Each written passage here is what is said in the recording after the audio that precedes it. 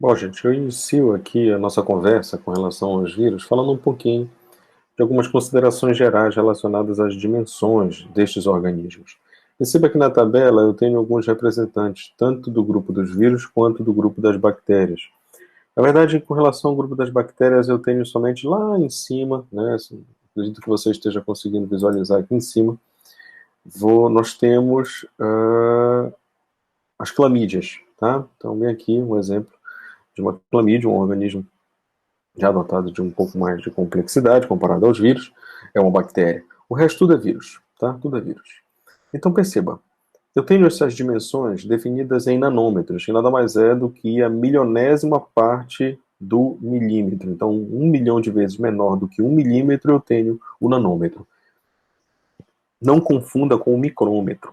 Tá? Então, o micrômetro é 1000 vezes menor que o milímetro, o nanômetro é 1 milhão de vezes menor do que o milímetro. Então, perceba as dimensões que nós temos aqui para este grupo de organismos.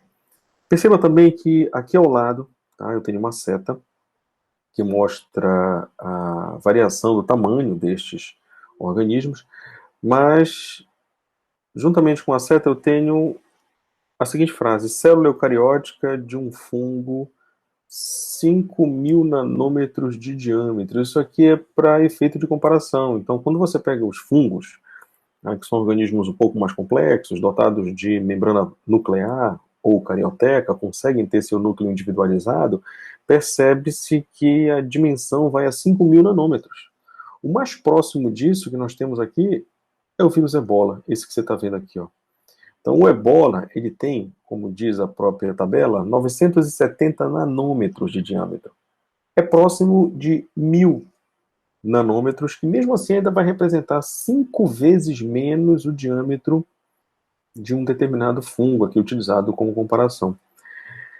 Os vírus eles estão variando, gente, de 10 nanômetros, como você vê aqui, para o vírus da febre aftosa, até 970 nanômetros, como é o caso do Ebola.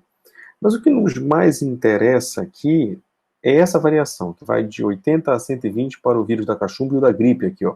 Porque é justamente aqui, próximo deste intervalo, 120, 130, 140 nanômetros, que nós vamos encontrar o SARS-CoV-2, o coronavírus. E aí perceba, 80, 120, 130, 140 nanômetros de diâmetro. Gente, isso é muito pequeno. Isso é realmente muito pequeno. E aí você consegue entender agora que comportamentos como a má utilização de uma máscara, onde o nariz fica para fora, se a pessoa estiver no pico da contaminação, se ela já tiver passado pelo período uh, de incubação e tiver atingido, por exemplo, o pico da infecção, mesmo que assintomática, essa pessoa pode estar transmitindo o vírus pela simples respiração. Ou você acha que uma partícula da ordem de 120, 130, 140 nanômetros é improvável de que seja eliminada através da respiração, uma vez que o alvo do vírus é o trato respiratório? É obviamente que é possível. Então, dessa forma, é extremamente necessário a utilização correta dos utensílios, mais especificamente a máscara. Nariz precisa ficar guardado dentro da máscara, a boca precisa ficar guardada dentro da máscara.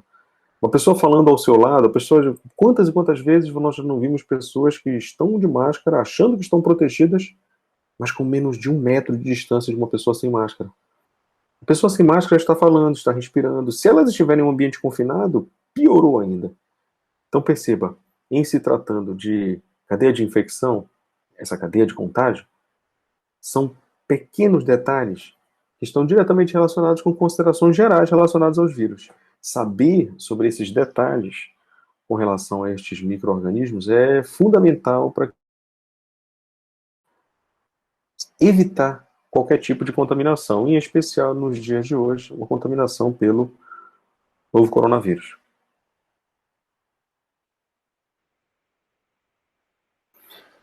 E aí eu trago para vocês aqui, pessoal, um resumão destas 5 principais classes de vírus quando do tipo de material genético que o mesmo carrega. Então perceba que na primeira classe, aqui em cima, ó, eu tenho todos aqueles vírus dotados de uma molécula de DNA com duas fitas, né?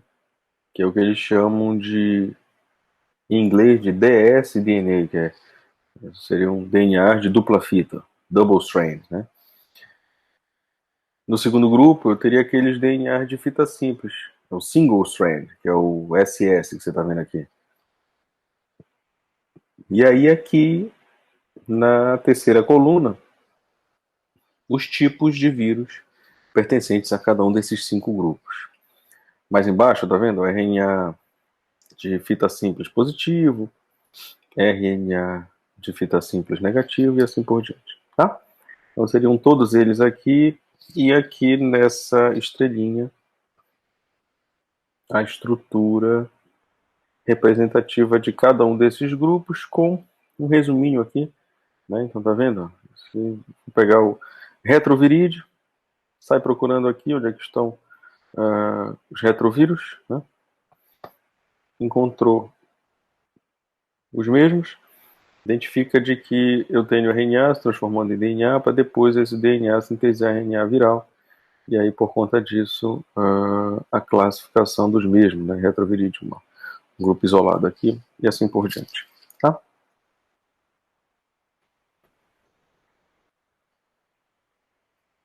Bom, e aí a gente passa para a interação vírus e hospedeiro. Então, esse foi um outro tópico que eu fiz questão de colocar para vocês, para que algumas coisas ficassem bem definidas aqui, né? E aí o que a gente pode dizer é o seguinte, gente, que para que um processo infeccioso ocorra, para que ocorra a manutenção do processo infeccioso, então imagina que, de alguma forma, você quer que o processo infeccioso aconteça. Para que o mesmo ocorra, eu tenho que seguir esses passos aqui, ó. Então, esses passos que você está vendo aqui. Tá? Então, para a manutenção do processo infeccioso são necessários, primeiro, penetração e replicação do agente viral no hospedeiro. O que isso quer dizer? Significa dizer que se não ocorrer a entrada do vírus e a replicação do mesmo, o primeiro passo para a manutenção da infecção não vai acontecer. Então, se eu impedir que o vírus penetre, ou caso o vírus penetre, eu impedir que ele consiga se replicar, ou seja, produzir outros vírus dentro da célula hospedeira, eu quebro a cadeia de infecção. Clássico. No entanto, para que o vírus consiga lograr êxito, né, ou seja, atingir o seu objetivo, é preciso que, após a penetração e a replicação do agente viral, eu preciso que ocorra a produção da progênie. Eu preciso dar origem aos descendentes, ou seja, os novos vírus, a progênie, as linhagens que vão surgir a partir da próxima geração de vírus, digamos assim. E ela precisa ser viável. Não dá para produzir vírus defeituosos. O terceiro passo seria a progênie ser excretada do hospedeiro a tempo, pela via adequada e em quantidade suficiente para permitir sua transmissão a outros hospedeiros. Não dá para pensar num ciclo onde a quantidade de organismos produzidos na forma de progênie, além de não ser viável, ou mesmo sendo viável, que seja numa quantidade ínfima, por conta de não ter conseguido ultrapassar as barreiras causadas pelo sistema imunológico da célula, do organismo hospedeiro ou coisa parecida. Enfim, eu preciso, como esse terceiro passo deixa bem claro, para que a transmissão ocorra, preciso de uma quantidade viável, né?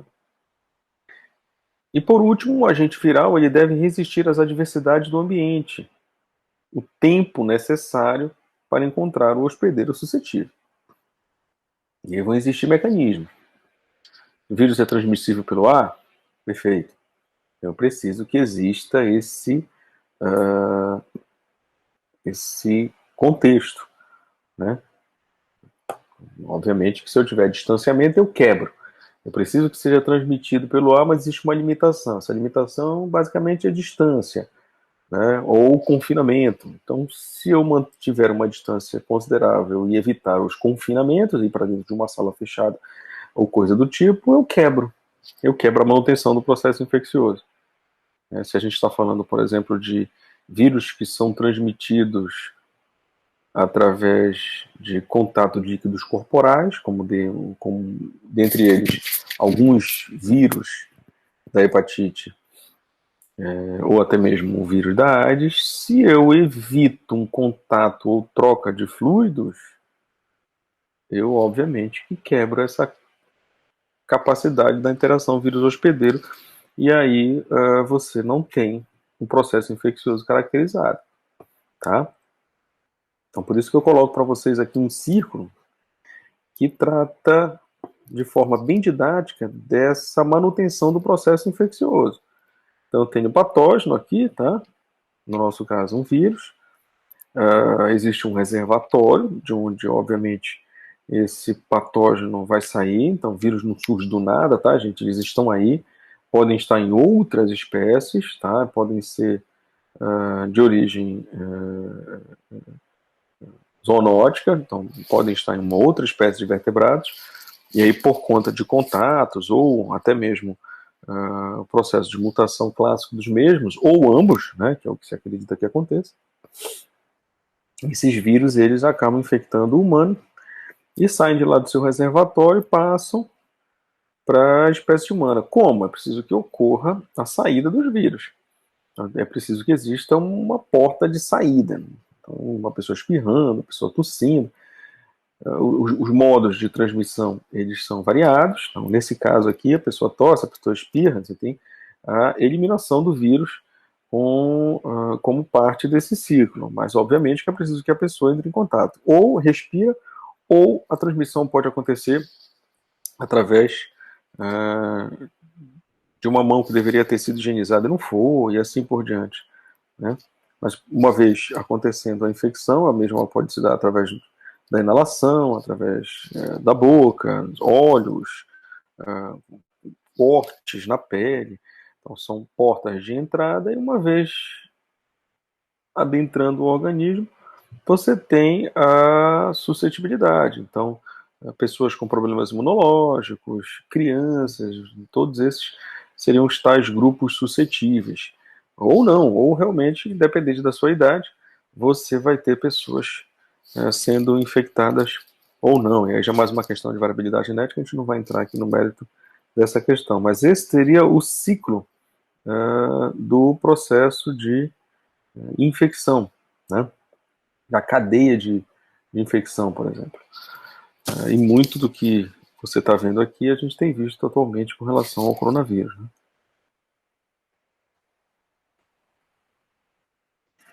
E como a gente havia falado agora há pouco, eu tenho aqui a chamada cadeia de infecção.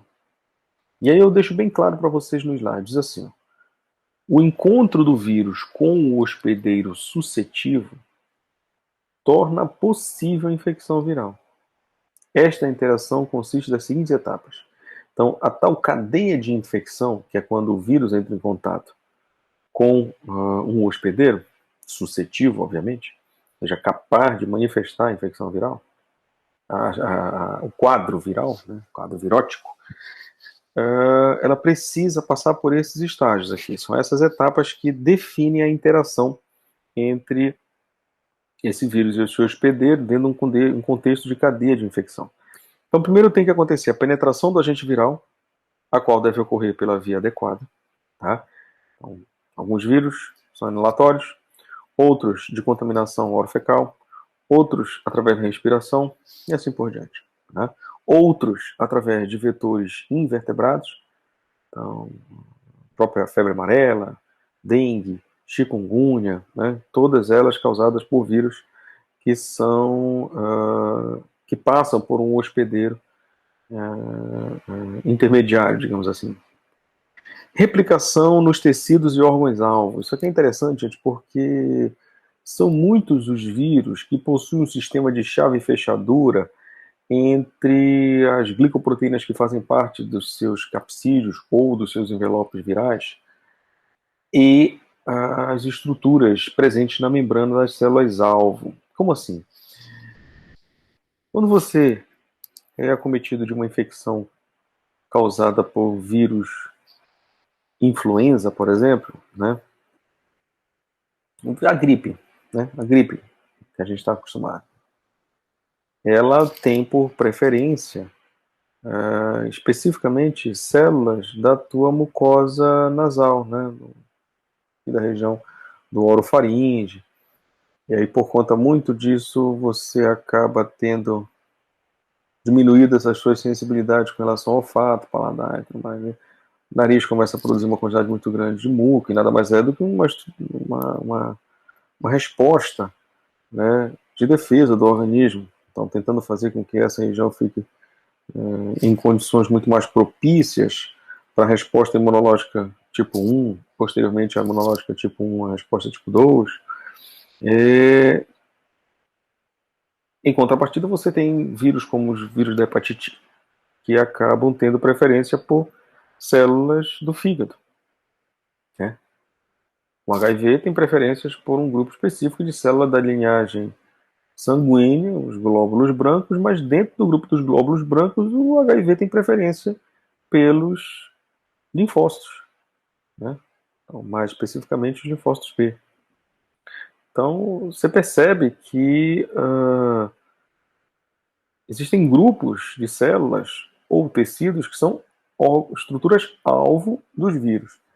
Isso porque existe uma interação entre moléculas. Então, estruturas proteicas que estão na cápsula viral, no envelope viral, possuem conexão perfeita com estruturas proteicas que estão na membrana de grupos celulares específicos de alguns tecidos. O SARS-CoV-2, o coronavírus, que nós tanto escutamos hoje em dia, ele, por infelicidade nossa, ele tem a capacidade de invadir várias células de vários tecidos. Tá? Então existem relatos já definidos cientificamente de infecções em células nervosas, né? Então eles conseguem passar pela barreira hematoencefálica e conseguem atingir tecido nervoso, tecido hepático, atinge o fígado, os tecidos da musculatura lisa de vasos sanguíneos, então eles causam um certo distúrbio no processo de formação de coágulos e assim por diante.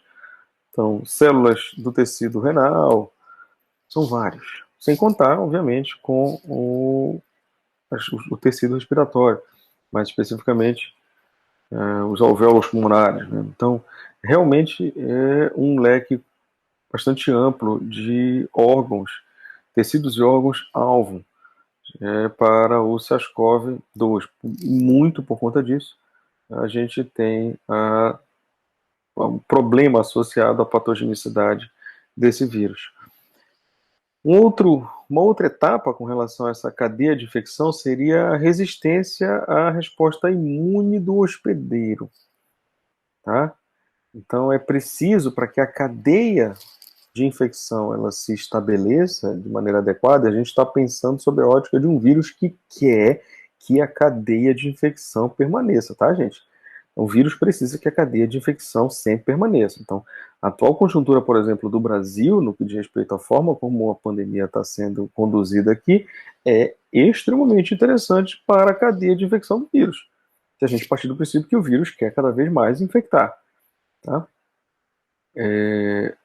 Então, eu preciso que eu tenha um contexto de resistência à resposta imune do hospedeiro. Então, o vírus precisa resistir ao complexo de estruturas do sistema imunológico do hospedeiro.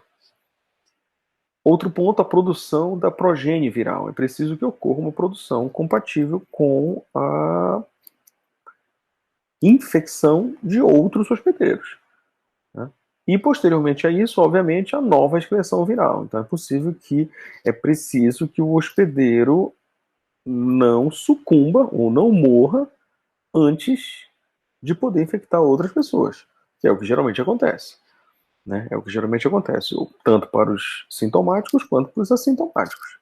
Então, isso acontece bem antes da pessoa atingir a plenitude da sua capacidade de infecção. Por exemplo, está no pico da infecção, mas já infectou, obviamente, se teve contato com outras pessoas, possivelmente infectou antes mesmo do pico.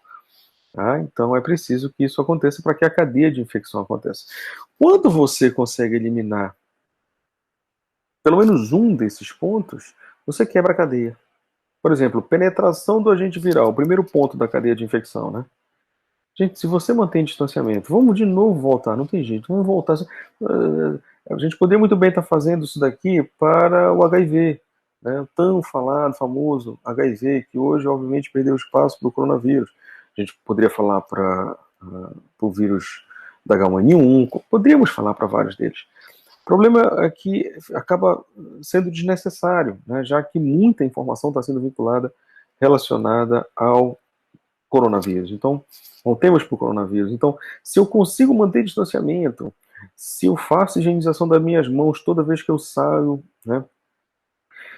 Se eu evito contato com os olhos, né? Das mãos com os olhos, com a boca, com o nariz,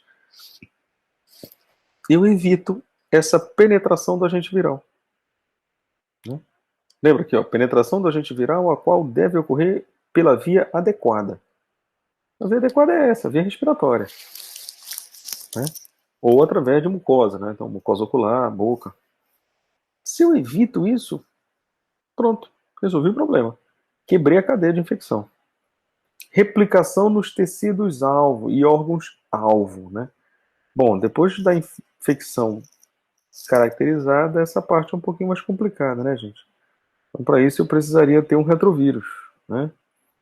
Uma droga capaz de impedir a replicação do vírus. Isso a gente não tem. Para o coronavírus, a gente não tem. Tá? Então, algumas drogas não passaram de estudos pré-clínicos, né? Então não chegaram nem a ser testados nas fases clínicas, fase 1, 2, 3. 1, 2, 3, né? A gente não vai falar na fase 4 porque é desnecessário. Mas não passaram nem pelas fases 1, 2, 3 dos estágios clínicos, então realmente não dá para dizer que exista resistência à resposta imune do hospedeiro. A gente sabe que o Covid, para aquelas pessoas que, por algum motivo, e a gente acredita que seja realmente variabilidade genética, né? Para aquelas pessoas que não possuem, né, as combinações necessárias, o que você tem é a evolução da doença, então a resistência ela existe. O fato é de que você conseguindo seguir os protocolos clássicos aí, definidos pelos órgãos competentes, dentre eles a OMS, você quebra a cadeia de infecção. Quebrando a cadeia de infecção, isso que você está vendo aqui do lado direito, ó, então, isso aqui que você está vendo, que vai desde a absorção, passando pela separação dos ácidos nucleicos, DNA, RNA, aqueles que vão fazer parte, vão utilizar do núcleo, que não vão utilizar do núcleo, vão realizar a replicação, aqueles que vão ser traduzidos direto, enfim, até a montagem, a liberação e transmissão de novos vírus, não acontece. Você quebrar a cadeia, isso aqui não acontece. Onde você vai quebrar? É interessante que para cada um dos vírus isso seja avaliado de forma cuidadosa, mas para o Covid é bem fácil, né? Você quebra evitando a infecção, o contato com o vírus. Esse é o mais interessante, né? Você quebra dessa forma.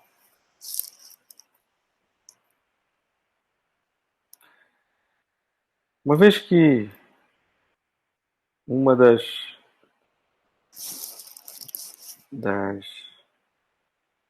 dos itens era esse contato, e obviamente após o contato, a entrada do vírus, obviamente que pelas vias adequadas, eu trago para vocês aqui nesse slide um pouquinho mais de informação sobre as vias de entrada para alguns grupos de vírus, tá, gente? E mais umas outras duas colunas que falam sobre os sintomas que vão surgir no local de entrada, na porta de entrada do vírus, e possíveis situações que envolvem uma infecção generalizada associada a comprometimento de órgãos específicos. Tá? Alguns vão atingir esse contexto, outros não. Tá? Então, alguns vão desenvolver uma infecção generalizada e outros não. Por isso que a quarta coluna aí, ela está em branco para alguns vírus. Mas vamos falar das vias de entrada, que é o que mais interessa aqui, né? Então eu tenho ali, olha, os primeiros 3 vírus, 3 grupos, na verdade, tá? Então eu tenho os retrovírus, eu tenho o herpes vírus e o epandavírus ali, ó, né? A grosso modo, o que eu tenho são vírus da imunodeficiência humana, o primeiro, o segundo, vírus que causam a hepatite, mais especificamente a hepatite B, e o terceiro, dentro do grupo dos herpes vírus, eu tenho vírus de Epstein-Barr, né, o clássico Epstein-Barr, e o citomegalovírus. Todos eles é por injeção, e essa injeção, entenda, é através de troca de fluidos, né, um exemplo clássico disso. Então eu tenho relação sexual, seringas contaminadas, transfusão de sangue, né? Então tudo isso pode acometer qualquer um desses quadros. Uma outra via de entrada é através de picadas de mosquito. Eu tenho os 3 principais grupos aí, né, ou gêneros, né? Flavivírus, togavírus e o rabidovírus. E aí dentre eles nós temos febre amarela, dengue, raiva, né? Perceba que até agora nenhum causou problema no local de entrada. Aí a gente passa para aquelas vias relacionadas à boca e trato intestinal. Primeiro que vem é o vírus. Então, vírus do grupo dos reovírus. E aí o que você sente, né? Sintomas locais na porta de entrada são identificados nos rotavírus, né? Então é clássico, né? E vários outros, tá? Tem vários outros aí. Então, pele, traumatismo leve, vias respiratórias, alguns outros exemplos, tá, gente? Aqui eu trago para vocês o ciclo de vida viral. Por que a gente precisa falar nesse ciclo de vida viral? Porque é extremamente interessante que você entenda que existem 2 caminhos básicos para o fechamento de um ciclo de um vírus dentro de um hospedeiro. Então é possível que esse vírus penetre na célula hospedeira, realize aquilo que é o seu objetivo maior, que é a produção de outros vírus ali dentro daquela célula, utilizando de todo o maquinário da célula, né? Aquela historinha que a gente escuta desde lá do ensino médio, utilizando das enzimas celulares, das proteínas celulares, às vezes utilizando até mesmo do DNA da célula hospedeira, ou, né, de outros ácidos nucleicos da célula hospedeira, para atingir o seu objetivo maior, que é produzir novos vírus. E aí, quando isso for alcançado, ele elimina a célula hospedeira, ou seja, mata a célula hospedeira e libera os milhares de novos vírus para que esses vírus possam infectar outras células. Então existe essa via. E existe uma outra via, onde o vírus penetra na célula, mas ele não está muito preocupado em produzir imediatamente novos vírus e após isso eliminar a célula, rompendo-a e eliminando assim novos vírus. Então, muito pelo contrário, ele está mais preocupado realmente em se acoplar ao material genético. Então, o material genético do vírus se acopla, se integra ao material genético da célula hospedeira, o genoma viral se integra ao genoma da célula hospedeira e fica caminhando geração após geração de multiplicações desse material genômico da célula hospedeira. Então, mas como assim? Eu não estou entendendo. O vírus se acopla ao genoma, por exemplo, de uma bactéria, e toda vez que a bactéria for dar origem a outras bactérias, vai dando origem a essas outras bactérias, mas todas dotadas daquele pedacinho de genoma viral. Entende? Então, o genoma viral vai passando de geração para geração das bactérias. Até o momento em que, possivelmente, esse genoma viral é ativado e aí ele realiza realmente a produção de várias cópias de si próprio, forma novos vírus, rompe a célula e elimina os novos vírus para que eles possam infectar outras células. O que eu rapidamente expliquei para vocês aqui foi o contexto clássico, né? Contexto clássico de ciclo lítico e ciclo não lítico de qualquer vírus existente. Não estou entendendo, Mauro. Como assim? O vírus, ao penetrar numa célula, ele pode executar uma via que a gente chama de via lítica ou ciclo lítico, que é quando o vírus produz novos vírus, ou seja, outros vírus, rompe a célula e elimina esses vírus para que eles possam infectar outras células. Ou a via lisogênica ou não lítica, que é quando o genoma do vírus se incorpora ao genoma da célula hospedeira e permanece ali, passando inclusive para outras gerações de células hospedeiras. Isso é muito comum. Tá? E aí você pode perguntar, mas olha, Mauro, deixa eu te perguntar uma coisa. Como é, né? Como é que isso é definido assim? Quando é que vai seguir por uma via? Quando é que vai seguir por outra via?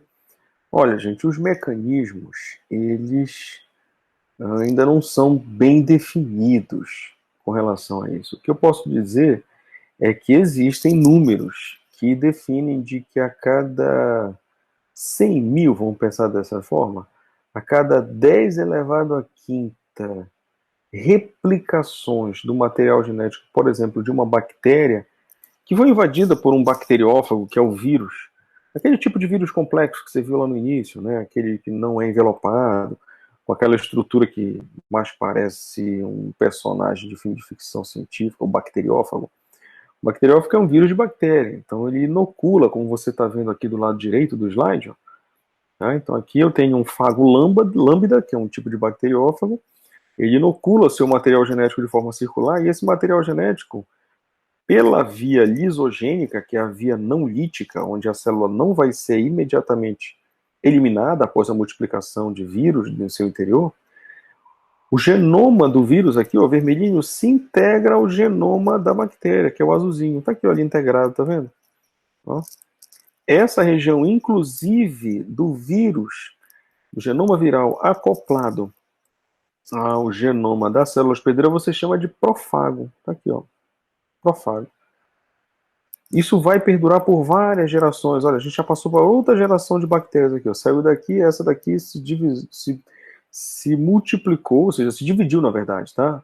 Processo de multiplicação bacteriana. Então, essa célula se divide, dando origem a outras duas células iguais a ela. Então, o que você tem aqui é uma divisão binária clássica de bactérias, e o profago ele está caminhando geração após geração, nesse contexto de multiplicação de bactérias.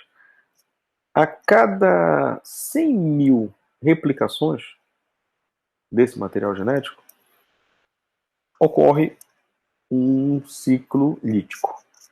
Então, a cada 100 mil replicações de lisogenia, ciclo não lítico, uma replicação de ciclo lítico vai acontecer. É como se a cada 100 mil eventos de lisogenia, uma bactéria vai ter o seu profago ativado e vai seguir pela via lítica. Seria mais ou menos isso. Em laboratório, você consegue ativar essa via lítica através de estímulos com luz ultravioleta. Então, você estimula o meio de cultura dessas bactérias que estão inoculadas com os profagos, né? E estimula com o ultravioleta, e você consegue fazer com que as mesmas sigam para a via lítica, né? É quando o material genético do vírus é ativado, o profago é ativado, produz novos vírus, encapsula estes vírus nos seus capsídeos ou nos seus envelopes virais, e, na verdade, o envelope viral geralmente é quando ele realmente sai da célula, tá? E depois eliminam, né? Então, é completamente possível que isso aconteça.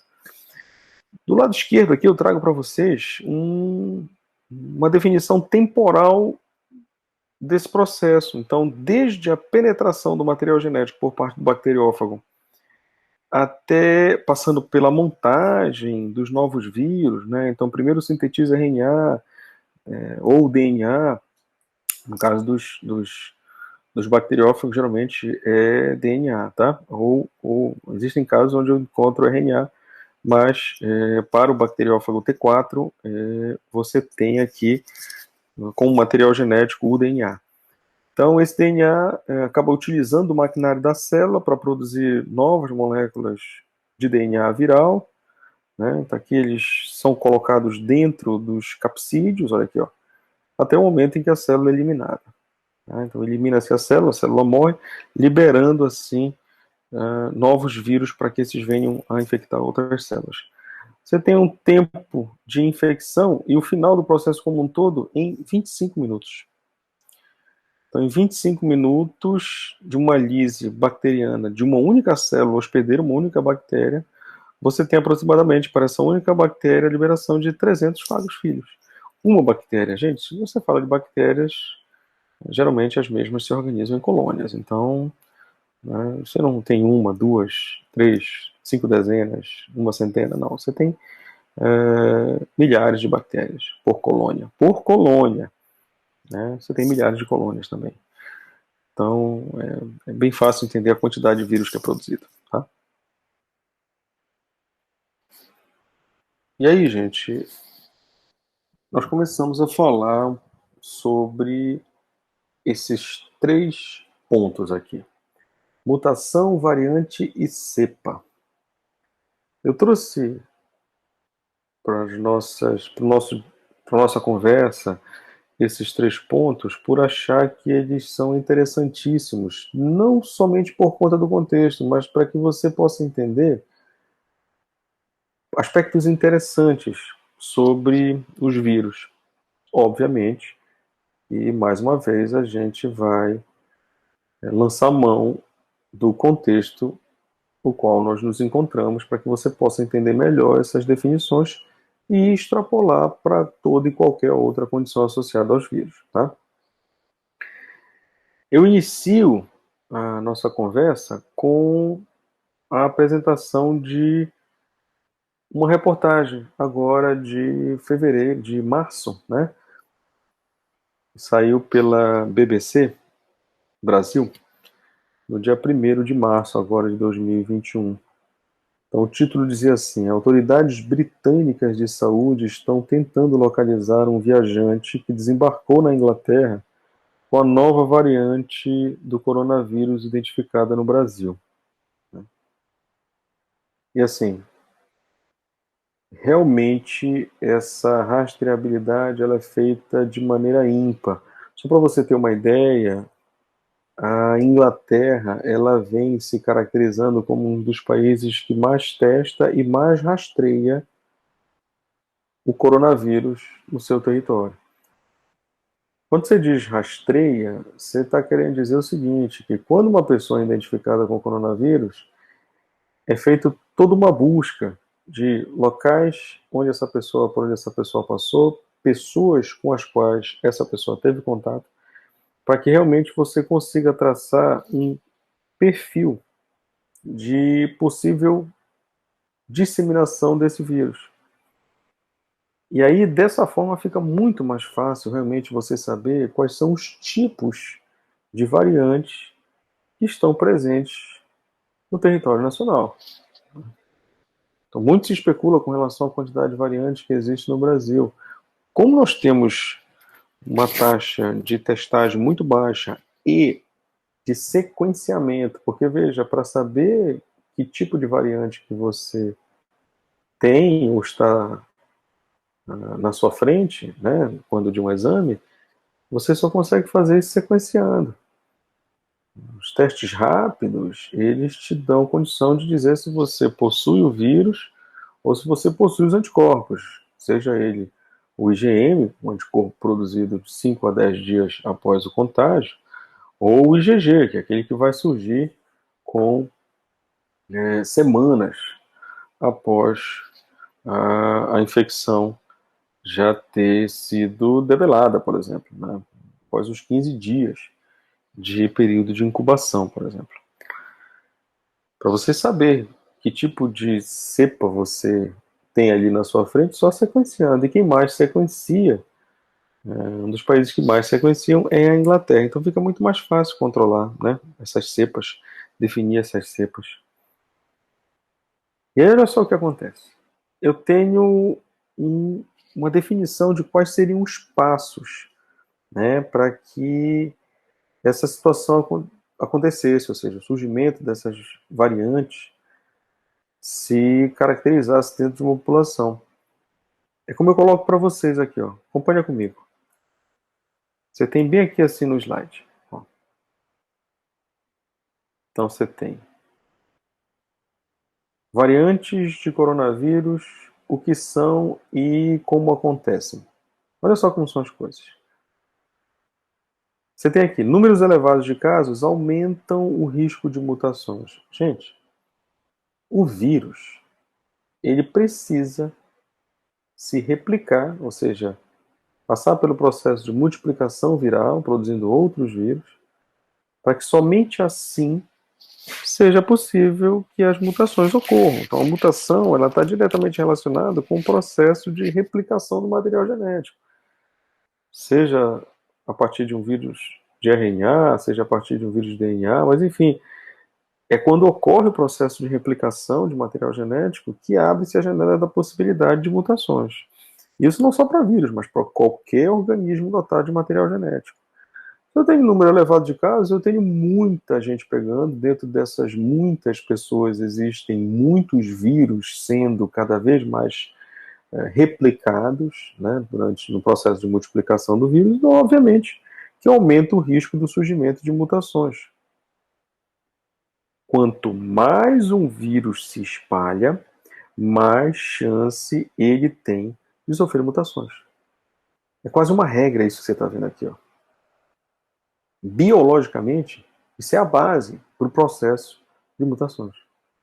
É você ter condições de replicar mais e mais o material genético.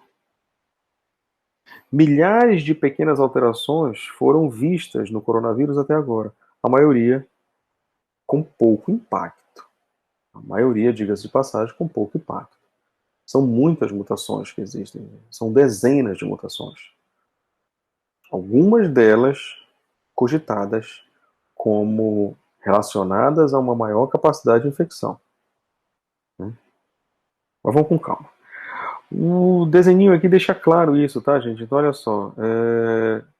Eu tenho um número relativamente alto aqui, pelo esqueminha, né? Então, alusivo a um número alto de pessoas sendo contaminadas, e lá uma ou outra representada aqui pelo indivíduo cujo vírus assume a coloração laranja, e aqui pelo outro cujo vírus assume a coloração verde, dotados de cepas, dotados de variantes diferenciadas, né, que surgem por mutação. Olha o que diz o quadro número 2 aqui. Ó. Algumas mutações levam a novas variantes. Exatamente isso, gente. De vez em quando, um vírus se modifica. Essas mudanças o ajudam a sobreviver e se reproduzir. Como resultado, as variantes bem-sucedidas podem se tornar o tipo dominante. Podem se tornar o tipo dominante. Né? Então tem que ter muito cuidado com isso aí. Não é uma regra. Mudou, se transformou numa coisa pior. Não. E a seleção natural, ela está agindo, né, gente? Então, uma mutação, ela pode ser benéfica ou não. Então, pode conferir adaptabilidade ou não. Mas, Mauro, como assim? Como é que eu não vejo essas que não trazem benefícios? Você não vê porque o portador dessa mutação desaparece, morre. Então, assim como nós, que nascemos vez por outra com características desvantajosas, e aí muitas vezes a pessoa não entende por que uma gravidez não seguiu o seu percurso normal, né? Ou de repente por que uma determinada pessoa sucumbe em estágios iniciais de desenvolvimento, é possível que muitos destes casos estejam relacionados com um pool gênico dotado de condições que não são condições favoráveis ao processo de seleção natural. E aí você tem a eliminação daquele grupo, ou daquele organismo, na verdade. Com os vírus não é diferente. Então, quando essa mutação ela não confere adaptação ao contexto necessário para o vírus, aquilo que a gente viu, interação patógeno hospedeiro, cadeia de infecção, quando isso acaba não sendo interessante, o vírus desaparece, ele deixa de existir. Só que é óbvio que muitas outras mutações não fazem isso. Muito pelo contrário, é possível que ainda acabem por conferir características diferenciadas ao vírus, que no caso do vírus significa aumento de patogenicidade. Gente, o vírus não tem muita coisa para fazer a não ser invadir célula. Então, se tem uma coisa que para o vírus vai melhorar a condição dele como estrutura presente aqui nesse planeta, o que você tem é aumento da patogenicidade. Não tem muita coisa para melhorar para o vírus, não. A não ser ele ser mais infeccioso. Né? Tem uma capacidade maior de invadir uma célula. Perceba neste exemplo aqui, olha só, as mudanças discretas que acontecem entre variantes do mesmo vírus. Então, isso aqui são um exemplo didático de duas variantes do coronavírus. Você percebe que as sequências do material genético são muito parecidas, aqui representadas por essa barra e os tracinhos coloridos. Então, são pequenos pontos que ocorrem modificações. Olha o que diz o terceiro quadro aqui. Ó. 3 variantes principais estão se espalhando com mais facilidade. Seriam essas aqui, tá? A variante britânica, a variante do sul da África e a variante brasileira, a P1. Olha só o nível de variação que eu encontro nelas. Então são muito parecidas mesmo. Perceba que a britânica ela tem 2 pontos de variação, né? A sul-africana 3, a P1 também 3, mas esses 3 não necessariamente são os mesmos 3 que eu encontro na sul-africana e na britânica. Né? Olha o que diz aqui, ó, aqui embaixo. A mutação N501Y, só lembrando, tá, gente? N501Y é um código. Então, 501 é a posição dentro dos resíduos de aminoácidos, tá? Então, eu tenho uma cadeia constituída por milhares de aminoácidos. Na posição 501, o aminoácido 501, ocorre uma substituição de um aminoácido por outro. Os 20 aminoácidos que existem na natureza possuem códigos. Nesse caso aqui, ele está dizendo que o aminoácido de código N está sendo transformado no aminoácido de código Y, que a gente vai ver já já a quais corresponde. Então ele diz assim, ó, a mutação N501Y presente nas variantes do Reino Unido, África do Sul e Brasil, ela pode deixar o vírus mais transmissível, que é justamente essa aqui, ó, que é compartilhada por todas as 3, né, a N501Y. A mutação E484K, presente nas variantes brasileira e sul-africana, e em algumas variantes britânicas, podem afetar a resposta imunológica. Né? E por último, ele diz assim, ó, mais variantes podem continuar a surgir, mas as vacinas podem ser modificadas para enfrentá-las. Isso também é uma coisa que já vem sendo bastante divulgada na mídia, né?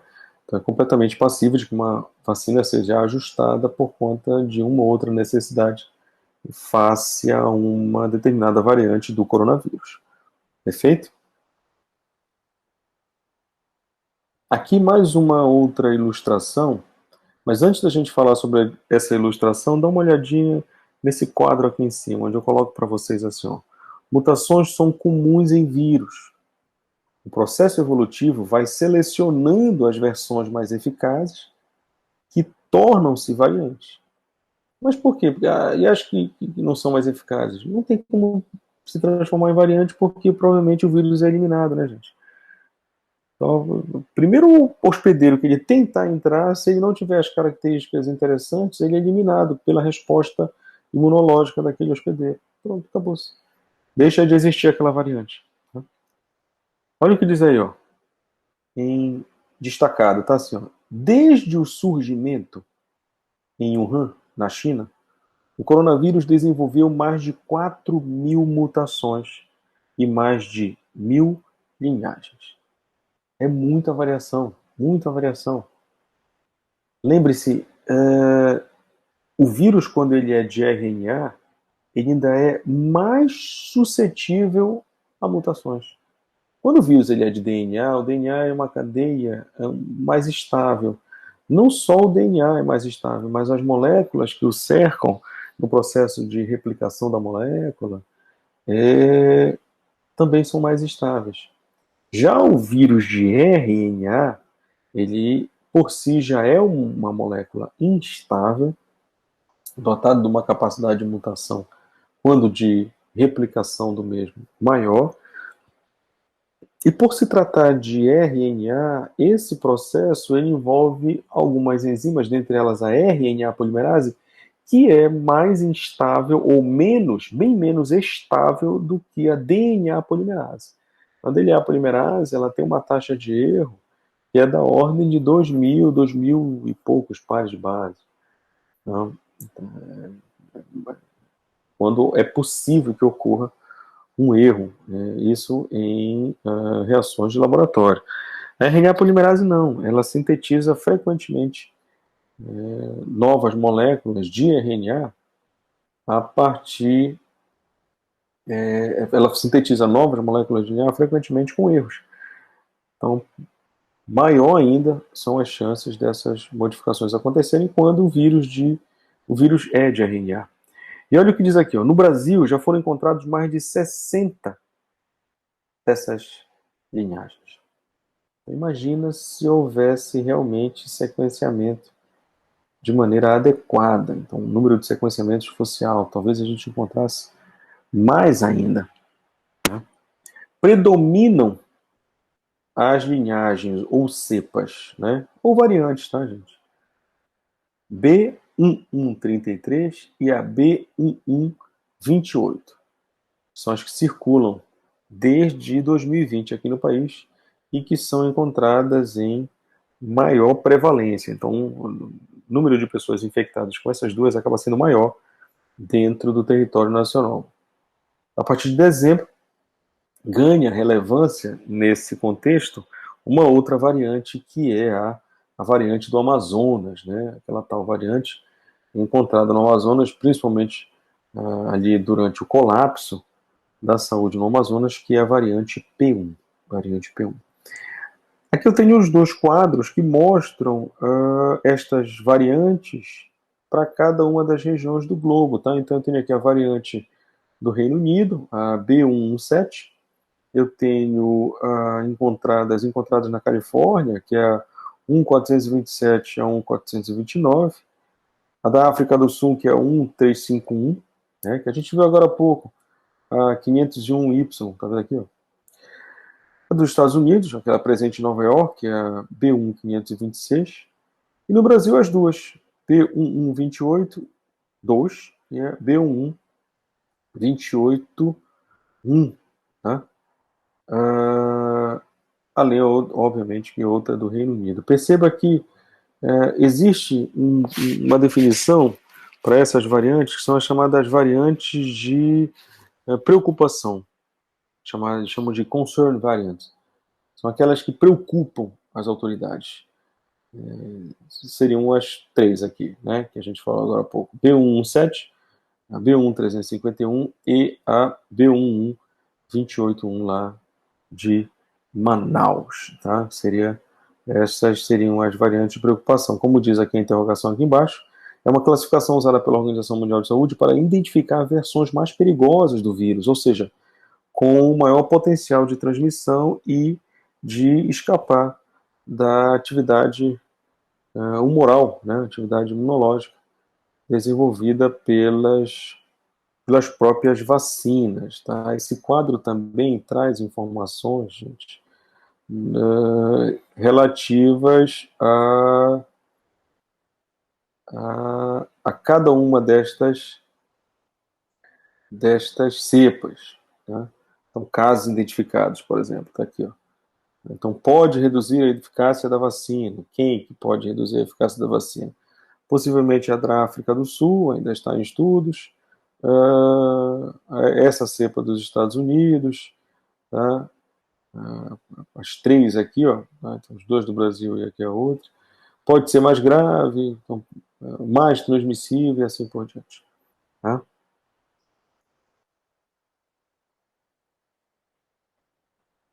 Esse aqui é um dado recente que eu trouxe para vocês que trata sobre as principais linhagens do coronavírus no Brasil. Ou seja, número de vezes que a linhagem apareceu no sequenciamento genético. Isso aqui, como eu falei para vocês, só dá para saber se sequenciar. Não tem muito o que ser feito, não.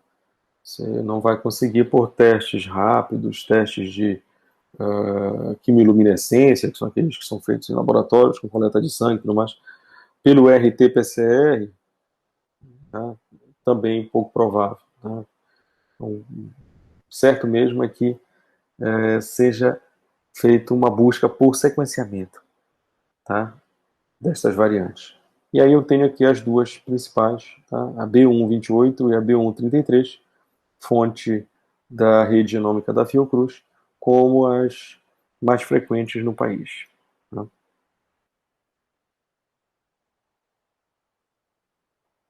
Aqui eu trago uma animação que mostra o que acontece quando ocorre a substituição de um aminoácido na, na sequência de aminoácidos que formam a proteína do vírus, né? Então, o vírus ele é dotado dentro do seu genoma, de uma região chamada região S, que é a região responsável por formar as espículas que estão presentes no envelope do coronavírus. Essas espículas, elas têm um encaixe perfeito com as proteínas ACE2, que são os receptores que estão na superfície das nossas células, das células humanas. Então, para que o coronavírus ou o SARS-CoV-2 possa penetrar nas nossas células, primeiro ele precisa pousar na superfície da membrana de nossas células, ele precisa acoplar na superfície da membrana de nossas células. E esse acoplamento é feito entre a proteína spike e o ACE2, o receptor ACE2, que tem na membrana de nossas células. O que acontece é que, ao analisar a sequência da variante N501Y, se percebe que a substituição de um aminoácido na proteína spike do vírus, um aminoácido do tipo asparagina, por um outro aminoácido que a gente chama de tirosina, e obviamente essa substituição aconteceu porque lá no material genético do vírus houve uma mutação.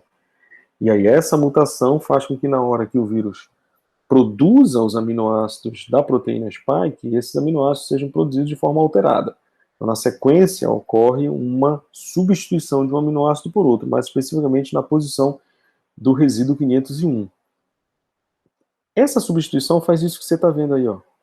O que eram duas ligações amarelinhas, que acabou de aparecer no vírus, dá origem no vídeo, dá origem a várias outras ligações. O vídeo está em loop, então você consegue perceber sem problema nenhum. Para quem não percebeu, dá uma olhadinha para lá, olha só o que vai acontecer. Então, o que está em cima é a proteína do vírus, o que está embaixo é a proteína das nossas células, né?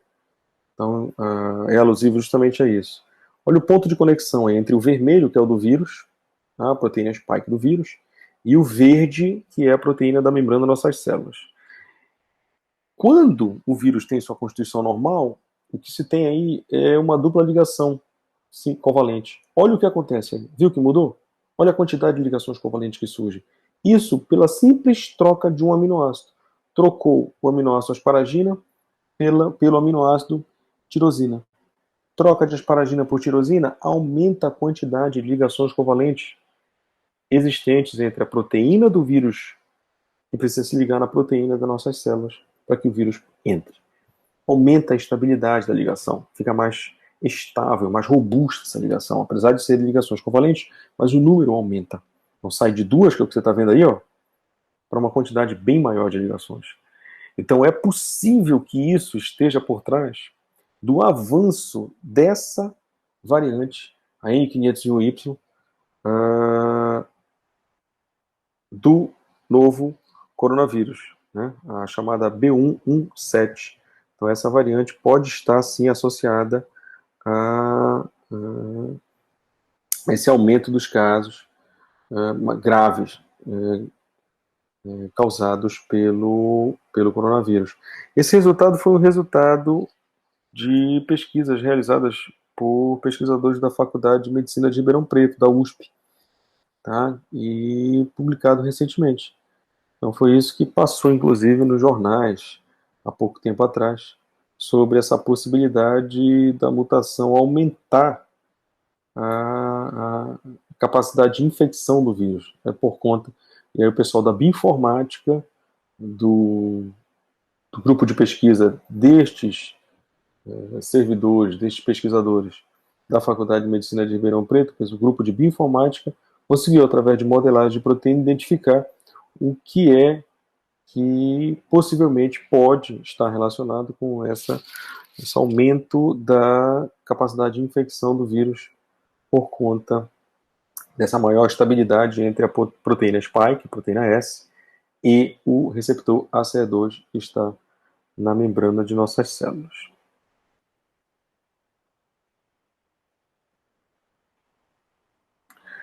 Aqui eu trago um resumão sobre essa história de mutação que acontece nos vírus. E aí eu, na verdade, trago um grande questionamento. Por que os vírus evoluem tão rápido? Bom, os vírus evoluem rápido porque a tal taxa de mutação, né, do genoma de um vírus, ela é dependente de dois fatores. E assim, a taxa de mutação, gente, é uma ferramenta que serve para qualquer contexto que envolva material genético. Para você ter uma ideia, eu coloquei para vocês aí o seguinte conceito: taxa de mutação.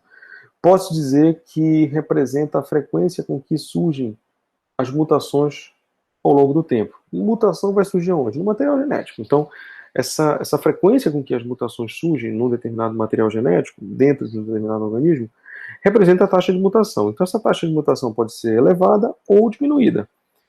Então, é possível que um determinado material genético tenha uma taxa de mutação elevada. Significa dizer o quê? Que ele muda muito, ou sofre muitas mutações. Uma taxa de mutação diminuída, baixa, significa que pouco aquele material genético muda, né? A taxa de mutação de um vírus, dos genes que compõem um vírus, ela é dependente de dois fatores. Primeiro, o ciclo de vida. Por que o ciclo de vida? Porque, no caso do vírus, você tem uma atividade de replicação, por conta das infecções, muito alta, né? Frequentemente eles estão invadindo as células e tudo mais. E o ciclo de vida deles é muito curto. Então ele entra na célula e, como você viu há pouco, algumas horas depois, você já tem uma nova geração de vírus sendo eliminado pela célula. A gente viu no exemplo do bacteriófago ali. Então o ciclo de vida é muito curto, né? Não precisa esperar, por exemplo, como é no nosso caso, né? Não precisa esperar anos para que uma nova geração surja, né? Não precisa. Tá? Então, ciclo de vida curto. Outra é o tamanho da população. Então, quanto mais vírus, mais eles vão replicar e mais você vai ter aberta a janela da possibilidade de surgimento de mutações. Resultado? O ciclo de vida do vírus eu não tenho como mudar, né? Eu não tenho que chegar comigo e falar: olha, deixa eu lhe falar uma coisa. O senhor vai, a partir de agora, né, o senhor vai entrar na célula e o senhor vai entrar em lisogenia. Ou seja, você vai desenvolver o ciclo não lítico. Por favor, senhor SARS-CoV-2, evite entrar na célula e imediatamente sintetizar novos vírus. Evite, por favor. Não vai dar para fazer isso. Isso é inerente à constituição molecular do vírus. Mas eu tenho como controlar o tamanho da população. Como? Quebrando a cadeia de transmissão, a cadeia de infecção do vírus. E como é que eu quebro a cadeia de transmissão? Mantendo o distanciamento, evitando se aglomerar, e mantendo os cuidados de higiene necessários para evitar qualquer tipo de virose. Que é qual? Lavar as mãos, evitar levar as mãos aos olhos, mão à boca e a mão ao nariz. É simples, entende? Eu consigo controlar isso aqui, tamanho da população. Ciclo de vida não dá. Mas somente controlando o tamanho da população, eu já diminuo a taxa de mutação. Eu diminuo a possibilidade de surgimento de novas variantes. Gente, o vírus, ele não é dotado de um intelecto tal para saber que ele precisa, cada vez mais, infectar e, em algumas vezes, sucumbir ao óbito alguns hospedeiros. O vírus não tem essa capacidade. Há quem diga que o vírus ele é burro e que, na verdade, ele só avança por culpa daqueles que são dotados pelo intelecto, por culpa de nós. Então, a bem da verdade, pode-se dizer que o maior culpado relacionado ao contexto que nós estamos vivendo somos nós mesmos. Então, se eu conseguir controlar o tamanho da população, eu consigo diminuir a taxa de mutação desse vírus. Aqui ao lado eu trago para vocês a capa de uma publicação que acabou de sair na revista Science, que fala sobre essa tal plasticidade, a capacidade de se adequar a condições novas do ambiente que estão surgindo dentro do contexto do SARS-CoV-2. Ele fala especificamente sobre a evolução do SARS-CoV-2, que acaba lançando desafios frente às vacinas e às terapias imunológicas, as imunoterapias que vêm sendo produzidas. Tá? Então, realmente, isso está acontecendo e o grande motivador disso, realmente, é a ausência de um protocolo seguido à risca. Não é à toa que muitos são os países que consideram, na verdade, a população brasileira, como uma população nociva no que diz respeito às questões sanitárias relacionadas ao coronavírus, em grande parte por conta da forma como o nosso país está conduzindo essa pandemia.